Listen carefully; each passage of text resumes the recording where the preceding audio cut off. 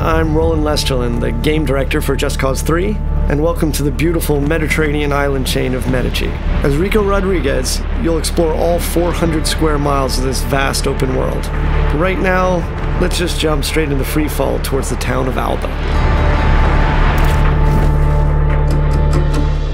At Avalanche Studios, we love building huge sandbox worlds, and everything you see here on the screen you can travel to. The hills, the mountains, the beaches, you name it, what you see, you can go straight to it.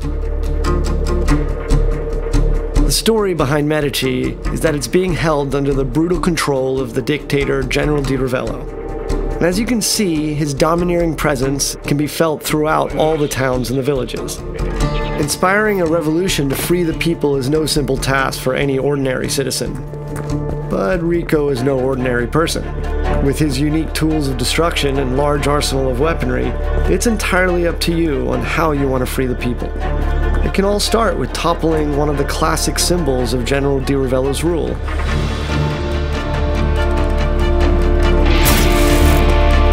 Here we'll see Rico using the physics of the world, and his new multi-tethers, to force Di Ravello's statue into inflicting damage upon itself.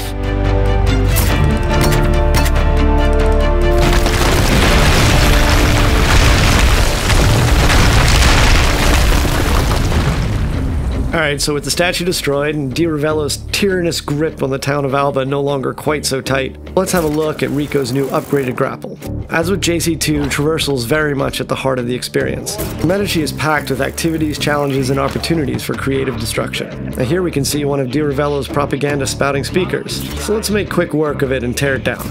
Using his tethers, Rico is able to rip chaos objects like this from their supports. And as you destroy these pieces of propaganda, you further weaken Di Ravello's influence over the area. Gas stations were so much fun in JC2, we decided that we wanted to take them out of the core chaos progression system and just allow players to destroy them as many times as they want. And our physics play to our favor as a chain reaction kicks off and the whole place goes up.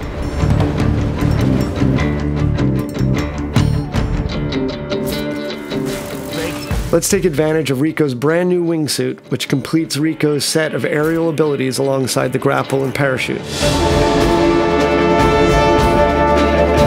As you can see here, the sense of speed with the wingsuit deployed is unparalleled, and with the right terrain we can cover huge distances very quickly. Just as with the parachute, Rico can use his grapple to pull himself along, thus giving him an additional speed boost, and have tons of fun doing it. Let's apply a little out-of-the-box thinking with one of the many airborne vehicles in the game. Rico can fly anything, so hijacking this jet really isn't an issue. And this might be a multi-million-dollar military plane, but in Rico's hands, it's a very big and expensive bullet. Alright, so we've blown up the refinery and we've seen the cascade of destruction. Now let's take to the roads in a souped-up sports car.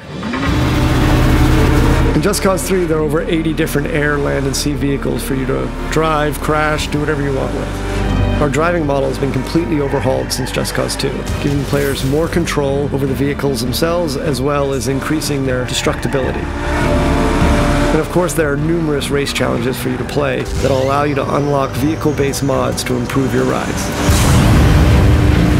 We're not a racing game, so going off-road in our world can be lots of fun. Our state-of-the-art destruction extends even to vegetation, so if you're under heat trying to get away from people, you can plow through fields of sunflowers and lavender fields, even through bushes and trees. So we'll stop here. Thought I'd give you an opportunity to blow up something truly massive. I guess we're going man versus bridge with our super powerful Hydra missiles and see what kind of damage we can cause. Shooting out the supports will result in the bridge destroying in tons of different ways. And this means you can come up with your own great action moments. And that's the core of the sandbox experience.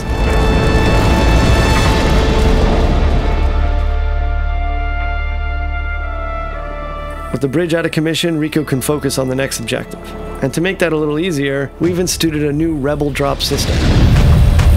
The Rebel Drop system allows Rico to order weapons and vehicles at a moment's notice via airdrop. This beautiful and peaceful flight offers us another opportunity to show off a new feature, and that's our new stunting system.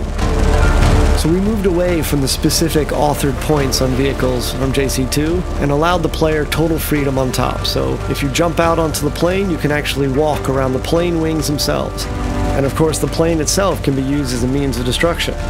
Maybe we should get off the plane first.